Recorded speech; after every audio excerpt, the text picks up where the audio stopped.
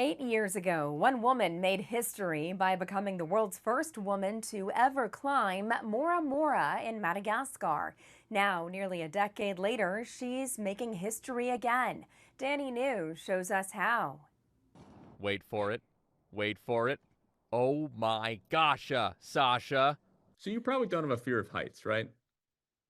I don't think I have a fear of heights. I think we could say that. I think we know. Climber Sasha DeJulian just returned from making history 3,000 feet up as she became the first woman to free climb the longest route of Yosemite's El Capitan. Arguably the most iconic rock formation in the world. The 33-year-old has already been a climbing superstar for more than a decade. Going to be sleeping like this tonight. ABC News profile turned 2017 after she became the first woman to free climb Africa's Mora Mora, which was right around the time she, and this is true, became the inspiration for the design of the woman climbing emoji. Career highlight, creating the emoji. Until now. Until now. But until now, Sasha had never experienced anything like her 23-day trip up El Cap. First off, it's grueling to climb 3,000 feet of granite. The majority of the climb, my fingertips were bleeding from like every tip. I think it's day 4.5, this storm. And then there was the 9-day holding pattern, when a storm of rain and snow held Sasha captive in a tent fastened 2,600 feet above the ground. There's like ice chunks falling from the summit, like 400 feet above us.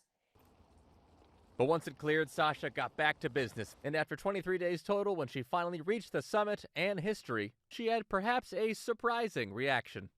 Like when I got to the summit, I started laughing because all of a sudden I took a step on solid ground and I hadn't walked in 23 days.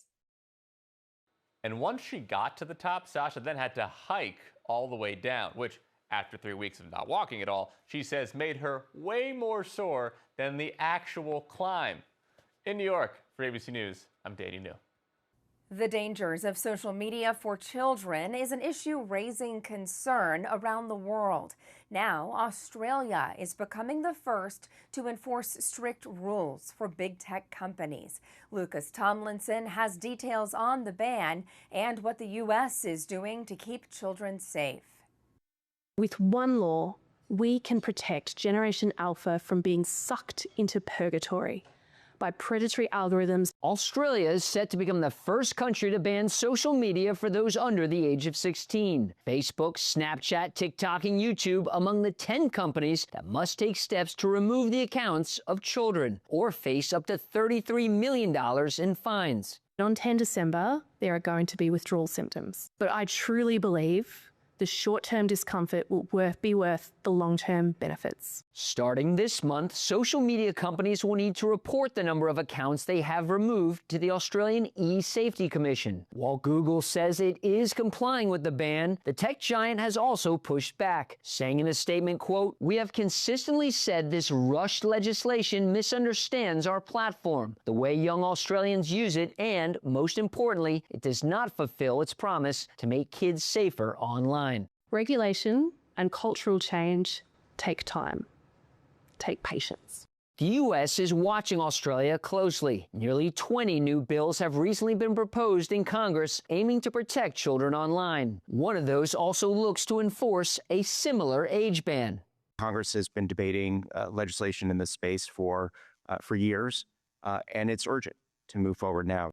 Other issues addressed in the proposed legislation in the U.S. Congress include cyberbullying, exposure to online predators, AI, and data privacy. In Washington, Lucas Tomlinson, Fox News. A major streaming service could be the new owner of Warner Brothers Discovery. Netflix announced it has entered an agreement to purchase the company known for its film studios and HBO Max. The deal will cost a massive $82.7 billion. Warner Brothers Discovery had been attracting offers from several major companies since its board of directors approved to move forward with a sale in October. The deal is expected to close in the next year or so. We'll be right back.